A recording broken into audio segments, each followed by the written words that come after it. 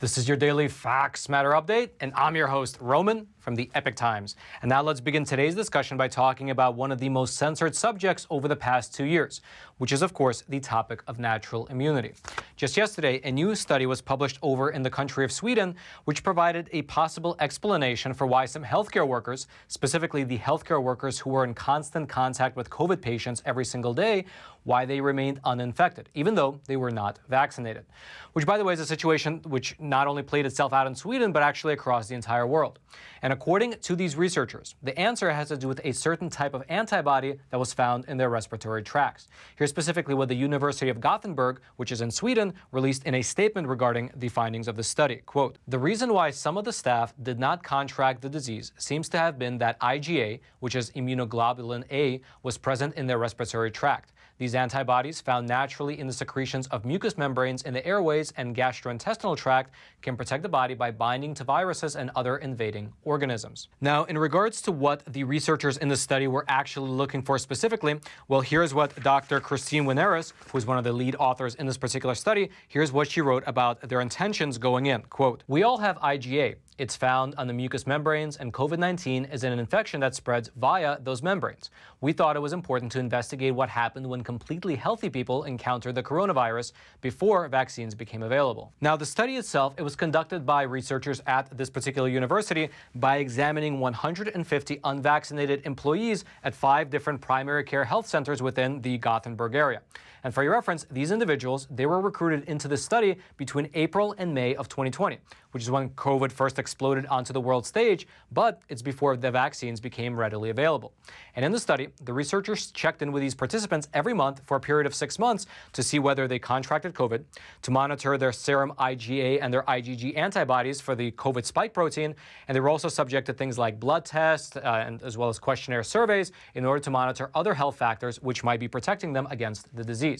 And what these researchers found, once they conducted this study for a period of 6 months and then reviewed the data, was that about a third of the participants, specifically 53 out of the 150 healthcare workers who they were monitoring, had developed the natural antibodies to COVID. And then the remaining 2/3 of the participants, specifically the 97 other healthcare workers, they ended the study with having either no antibodies against the virus at all or only borderline levels of IgA antibody responses. And what's really interesting to note is that out of the 150 participants in total, who are again healthcare workers who are dealing with COVID patients on a daily basis, only 16 of them contracted COVID themselves during the 6-month period during which the study was conducted, and none of them were hospitalized. So what does this all ultimately mean? Well, according to the findings that the researchers documented in their study, which, by the way, you can find the study over on the European Journal of Immunology website. I'll throw a link into the description box below if you want to check it out for yourself. But what they found was that there were 2 main patterns of immune response to COVID among the 53 participants who developed antibodies. Quote, "An IgG-dominated and an IgA-dominated pattern." And just for your reference, when they actually broke it down, 38 of the participants had an antibody response dominated by the IgG antibody, while 15 of them showed antibody responses dominated by the IgA antibody. And here's what the findings continued on by saying within the context of this report. Quote, "Only individuals with IgG responses developed T-cell responses to SARS-CoV-2. IgG responsiveness was associated with SARS-CoV-2 PCR positivity and self-reported typical COVID-19 symptoms. In contrast, IgA responsiveness was associated with limited T-cell responses to SARS-CoV-2, autoimmunity, airborne allergy, and not contracting COVID-19. And so just to pause here for a quick moment, this was quite an interesting finding, that the 15 people who had an IgA antibody-dominated response, they never showed any symptoms for COVID, and nor did they ever even test positive for COVID. Here's specifically what the researchers went on to write, quote, "Interestingly, none of the IgA-only responders reported any COVID-19-associated symptoms, nor had PCR-confirmed SARS-CoV-2 infection, which implies that SARS-CoV-2-specific IgA responses may protect against contracting COVID-19. It is possible that this IgA response constituted cross-reactive IgA antibodies generated in response to other coronaviruses." Now, that might sound very technical, but the reason that this really matters is because it builds on the existing studies which have predominantly focused on the IgG antibodies as well as the T cells. However, these researchers from Sweden, they studied how these IgA responses have perhaps added a missing piece to the natural immunity puzzle. Here's specifically what they wrote in regards to how this new study compares to the other studies that have been out there already. Quote, "A lot of the COVID-related research has been about IgG antibodies and T cells. The interesting thing is that when we we now examine other people's articles and tables, we find evidence for the conclusion we've arrived at about IgA ourselves. But it's not something those studies have highlighted. And so this new study from Sweden, it adds another piece of understanding to the over 160 such studies regarding natural immunity that have come out over the past 2 years. If you'd like to actually get a great database for all the different studies that have come about, you can find it over on the Brownstone Institute website, where they list all the natural immunity studies one by one. I'll throw a link to that into the description box below this video. However, the reason that I believe it's worth highlighting again, all these studies which pertain to natural immunity is because the various administrations throughout this country, they have by and large discounted, disparaged, or sometimes just outright ignored the existence of natural immunity to this very day. A great example of that is the state of California, which has a population of approximately 40 million people, meaning that approximately 12% of all Americans live within the state of California. And those Americans are currently facing the prospect of living with even stricter COVID vaccine-related laws. That's because at this very moment, there are currently 10 bills within the California state legislature which aim to get more people vaccinated by any means possible, while at the same time offering no caveats for people who have natural immunity. Here's in fact a brief summary of those 10 bills, which are again currently working through the California state legislature. In regards to the bills in the state assembly, you have AB 1993, which would require proof of COVID vaccination for all employees and independent contractors who work in California. You have AB 2098, which will classify any physician who expresses an anti-COVID medical opinion as quote-unquote unprofessional conduct subject to discipline by the state's medical board. You have AB 1797, which will create an immunization tracking system, essentially giving all government agencies across the entire state access to the vaccination records of all people. And then you have the bills in the state Senate, such as SB 871, which would add COVID injections to the list of mandatory immunizations for public and private schools in the state, regardless of FDA approval. You have SB 866, which would lower the age of vaccination consent so that you can have 12-year-olds now within the state of California choosing to get the vaccine without either parental consent or parental knowledge. You have SB 920, which would authorize the state medical board to inspect a doctor's office as well as a doctor's medical records without patient consent. You have SB 1464, which would require law enforcement agencies throughout the state to either enforce public health guidelines or to lose their funding. Then you have SB 1479, which would require schools in the state of California to create a long-term COVID testing plan, as well as to report the test results to the California Department of Public Health. You have SB 1390, which would prohibit any person or even any entity from making statements that the government deems to be untrue or misleading by any means, including even on social media. And then lastly, you have SB 1184, which would authorize the health personnel within schools to disclose a child's medical information without parental consent to a third party. And so that is what is coming down the pipe in the state of California. And by the way, just as a small aside, the truckers' convoy, which has been circling Washington, D.C. for the past few weeks, they found these pieces of legislation to be so egregious that they've actually decided to drive the convoy all the way back to California in order to protest these 10 bills. But what's even more surprising about these specific California bills is that they come at a time when more and more health officials in this country are beginning to publicly recognize natural immunity, including even Dr. Fauci himself. Now, Dr. Fauci is an interesting case because if you've been following his public statements for a while now, then you know that he has been relatively mum regarding the topic of natural immunity. For instance, late last year, late in 2021, when Dr. Fauci was asked about the topic of natural immunity during an interview over on CNN, well, here was his answer, quote, "I don't have a really firm answer for you on that. That's something that we're going to have to discuss regarding the durability of the response. I think that is something that we need to sit down and discuss seriously." And this was, by the way, at a time when there was already a solid amount of research regarding natural immunity. And to be fair, it was not only Dr. Fauci who was not willing to acknowledge natural immunity publicly. That was the general stance of the U.S. government. For instance, during a Senate hearing late last year, I believe in October of 2021, when he was grilled by Senator Rand Paul, well, the director of the Department of Health and Human Services, he likewise refused to say anything regarding natural protection. And it wasn't even only the U.S. government either. As we discussed on a previous episode, the World Health Organization, they actually went so far as to change the very definition of the word immunity. They eliminated what was there before, and they replaced it with a new claim that immunity comes from, quote, protecting people from the virus and not, quote, exposing them to it. Meaning that their new definition of the term immunity could quite literally no longer include natural immunity. However, that all appears to be changing, because even while California is currently pushing these 10 new bills, well, the federal government, the U.S. federal government, appears to have changed their tune. To start with, just last month, in February of 2022, the CDC released a fairly large study which finally recognized natural immunity.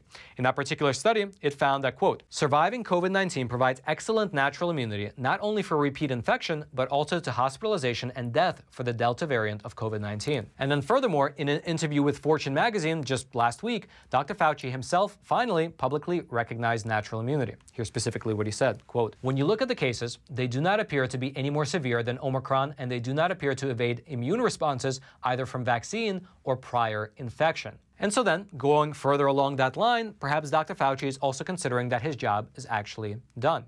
That's because Dr. Fauci, who, by the way, has been serving in his current position since the year 1984, he told an ABC podcast that he is considering stepping down. Specifically, here's what he said about a week and a half ago regarding the topic of retirement. Quote, I certainly am, because I've got to do it sometime. I can't stay at this job forever unless my staff is going to find me slumped over my desk one day. I'd rather not do that. I have said that I would stay in what I'm doing until we get out of the pandemic phase, and I think we might be there already. However, regardless of whether he decides to step down or not, very likely Dr. Fauci will have to go back to Capitol Hill after the midterms if the Republicans take back control of Congress, because they have publicly stated that they will be holding hearings, which is something that Dr. Fauci himself has acknowledged that he is preparing for. And so we'll just have to wait and see how this all plays out, whether he retires and whether these congressional hearings will actually take place once the midterms conclude. If you'd like to read more about either this natural immunity study from Sweden, about the new California bills, or about these recent developments in regards to Dr. Fauci, I'll throw all that into the description box below this video for you to check out. And all I ask in return is that you take a super quick moment to smash both that like button as well as that subscribe button. That way, not only can this video be shared out to ever more people via the YouTube algorithm, but also via that subscribe button, you can get honest news delivered directly into your YouTube feed, at least until YouTube kicks us off. And now, since we're on the topic of the midterms, let's discuss the actual policy platforms that the Republicans are running on. Sorry, what's this? Well, that's a great question, Roman, and it is today's sponsor, which is an awesome messaging and email service provider called Sekur. And it's awesome if you're the type of person that actually cares about their privacy. Because, I mean, it's no big secret that these big tech companies are mining and remining our data all the time. In fact, in the year 2020, it was found that over 155 million Americans, likely including you and me, have suffered some form of data breach. And by the way, that's only what's publicly known. However, what's happened in the past, well, that can stay in the past, because with Sekur, your data and your messages can remain private. And that's because Sekur has all of their data centers located over in Switzerland rather than in the US or in China. And the reason that's so important is that Switzerland has some of the strictest data privacy laws in the entire world, and they are not subject to the Intrusive Cloud Act. And if you want to know what the Cloud Act is, head on over to Sekur.com and watch their video on the homepage or on the video tutorials page, which is under their support section. Now, the thing that I personally love the most about the Sekur app is the privacy aspect of it. They don't mine my data, they don't mine my phone number, they don't mine the phone numbers or data of my friends and family who I chat with. But best of all is that if your friends and family don't actually use the Sekur app themselves, it doesn't matter. Because the way that it works is that when you use their Secure Send email technology, all of your emails and your messages route to Switzerland, and then the recipient can reply using their secure reply technology, and so everything remains private no matter what. And the same actually goes for their messaging app as well. And they're always coming up with new features. In fact, the most recent one they told me about, they sent me an email here, was that they're coming up with a new feature called Text to Chat by Invite.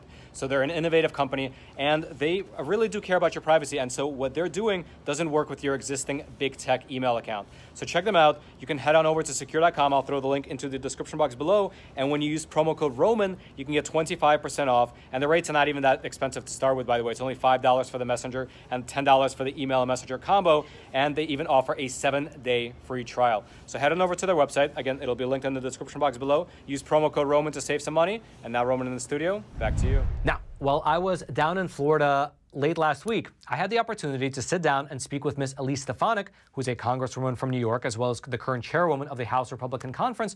And together we discussed what exactly is the platform that the Republicans are running on in order to take back control of Congress during the midterms. Take a listen. So earlier today, up at the podium, you were talking about how across the entire nation, American men and women have been suffering from inflation. Can you please define for us what a woman is? Well, I am a woman. We know who the women are in this room. you are either born a biological woman or a biological male. And the fact that the Supreme Court Justice nominee can't answer that question, I believe that Ruth Bader Ginsburg, if she were still living and was up for nomination, she would be able to answer that question. So to say that answer is just unacceptable. So let's circle back to the original topic then, the inflation that you were discussing. So it's true, I mean, it's rampant inflation right now. The gas prices are seeing record highs within the last 40 years. What would you say would happen if the Republicans actually are able to take back Congress? What concrete steps would you implement to change that? Well, first we have to rein in the trillions of dollars of spending that we've seen under Speaker Pelosi. And let me talk about the sort of stakes and impact of inflation, because that's the #1 issue I hear from constituents no matter where I am in my district, that along with gas prices and energy prices skyrocketing. People are struggling to make ends meet, whether they go to the grocery store or whether they're purchasing anything. They're having to make really tough decisions, particularly families in my district, on really limited incomes and stretched budgets, and that includes seniors. There was a headline recently saying seniors are having to choose when they take hot showers and also whether they eat meat during their meal or not. That's not the United States of America. That's not who we are. And Republicans have a plan, and we intend to make sure that we put a stop to this reckless trillions of dollars of one-party rule in Washington that has fueled inflation, and that we get our budget on a path towards balance. So what concrete pieces of legislation or steps would you take if you were to take back the House? Well, in our budget, since I've been in Congress for a little while under Republican majority, we will put up a budget that will come to balance. Democrats have never done that. We will stop the spending of these newly created programs and just the reckless trillions of dollars of waste that Democrats have passed this year. And I also making sure that we hold this administration accountable in terms of their nominees and in terms of the decisions they're making at the Treasury Department, at the Commerce Department, and OMB. What do you make of the plan, not only at the federal level, but also several states like California? California has actually enacted it, giving people money to fill up their gas tank. I think California instituted a $400 or $500 per car program. What do you make of something like that? That is going to, that is not the right approach. The right approach is to unleash American energy independence, to make sure that we are not reliant upon foreign oil and gas, that we're not reliant upon adversaries and dictators. I mean, the fact that Joe Biden said we're going to look to dictators around the world to import oil and gas, that's unacceptable. We have natural resources here, and by the way, our energy is cleaner. So I don't support that proposal from California. I think it's going to make the problem worse. So what would be your ideal outcome from this retreat? Would you come out with something like a contract for America that you can then use for the midterms? Yes, we believe it's important as Republicans not only to prosecute the case against the unified far-left policies coming from Joe Biden and Nancy Pelosi that have led to the crime crisis, the inflation crisis, so many crises across America. We want to put forth our agenda to earn this majority. We have a number of task forces, working groups led by our members of Congress from across the country on issues like taking on big tech, making sure that we are counting communist China's malign influence around the globe, making sure that we're growing our economy and tackling the inflation crisis, and also tackling the labor crisis. We need to make sure that we have workforce development to fill these jobs and get people back to work. Also, healthy futures. We learned a lot during COVID. Democrats did not follow the science. They followed the politics. And I think, there's opportunity in terms of patient-driven healthcare focused on lowering the overall cost, stopping the government overreach when it comes to unconstitutional vaccine mandates, for example. So we have a lot of work ahead of us, but this retreat is focused on getting input from members of Congress across the country, who are representing their constituents, so that we're able to earn a majority and ready on day one. You sent out a letter about 3 months ago to the Biden administration after a video came out showing illegal immigrants being flown into White Plains, New York, right? Did anything ever come out of that letter? This administration has blocked almost all of our requests for information, and one of the important parts of a Republican majority is going to be oversight, and we will not hesitate to use subpoenas when the administration is trying to withhold information from the American people. I believe that every American deserves to know where these illegal immigrants are being flown to, how many are released, how many are on the terror watch list. This administration has refused to answer those questions, and make no mistake, that makes every community across the country less secure. Every community is facing a border crisis and the impact of our open southern border. So I just want to really highlight this, and especially maybe you can speak to somebody who's maybe watching this interview but doesn't fully understand what's happening, because when I imagine an illegal immigrant coming in and they're being flown by the federal government throughout the entire country, they're keeping track of them at the very least, where they're going and maybe where they're setting up shop, where they're going to be living after they're flown in. But is that not happening? There's no way that you can actually find who these people are and where they're being flown to? Well, we don't have those answers. I mean, as far as we know, the administration is not keeping track of where these individuals are being flown to and are released into the country. So that's why the subpoenas are going to be important, and that oversight role is going to be extremely important. So actually, even with the subpoenas, if they're not keeping track, they can't even give you those answers. But then I think in February... They're refusing to answer even where the flights are going. They're refusing to answer even how many individuals are on the flights. They're refusing to provide basic data, frankly, that they're required to by law in terms of different data points at a certain amount of time. And that's why House Republicans have been really focused on this border crisis. And in February, you introduced a piece of legislation, if I'm not mistaken, right, that would actually require the DHS to give like a monthly report as to where these people are going. Is that bill making any headway? Well, not in a Pelosi authoritarian House, but that will definitely be one of the bills under consideration, particularly in our American security and border security proposals with a Republican majority. Okay, last question. Just earlier today, Trump filed a lawsuit against Hillary Clinton, Christopher Steele, who's the ex-British spy, as well as about 30 other people for allegedly a plot to tie him to Russia during the 2016 and 2017 post-election period. Do you have any comment on that particular lawsuit? Good for President Trump. We need accountability, and we know that at the highest levels of the Hillary Clinton campaign, the highest levels of the Obama administration, including Joe Biden, they unconstitutionally spied on a presidential candidate. They unconstitutionally opened a counterintelligence investigation on a leading presidential campaign. They did not follow the law by notifying Congress. I was the one that discovered that of my questions of Jim Comey when he first testified after the 2016 election. This was a systematic attempt to suppress the American people in terms of casting their vote. So the deep state is real, and good for President Trump. If you'd like to check out that interview in its entirety and the uncensored cut, you can do so over on Epic TV, which is our awesome no censorship video platform. I'll throw a link to it. It'll be right there at the very top of the description box. And if you use promo code Roman, you can get a 14-day free trial. And then until next time, I'm your host, Roman from the Epic Times. Stay informed and stay free.